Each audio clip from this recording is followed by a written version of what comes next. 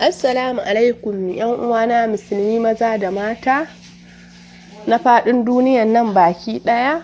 Ina muku sallama irin ta addinin musulunci. Assalamu alaikum wa rahmatullahi wa barakatuhu. Wata falala ce ta samu kamar yani mutumin da yake fama da cutar sanyin ƙashi da cutar ƙaiƙayin gaba da cutar sukari da kuma yani cutar rahin ƙwarin ƙashi.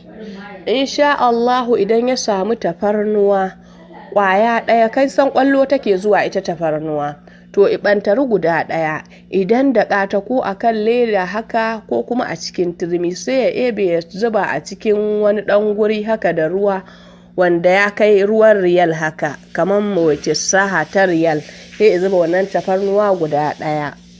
Idan ya saka guda ɗaya ta jiƙu, yani ina sawa he ijijjiga isha a sannan in ta kwanta ta yi ƙasa sai isha ruwan ya shanye rabi ya sha iya inda yake so ya sha. To kalas insha Allahu zai rabu da waɗannan cutukokin da tsara bi iznillah, saboda naji kuma naji daɗi. Duk wanda wannan rikodin din ya je gurin sa kar ya bar shi a gurin sa, ya watsa dan saboda al'ummar musulmi a samu sauki. Allah ya taimake mu isa mu dace da alkhairan duniya da kiyama. Kuma duk wanda ya watsa wannan abu na ɗauka masa alƙawari kamsatus salawat zan masa addu'a ubangiji Allah ya biya masa buƙatunsa na alkhairi a sakamakon baza wannan abin da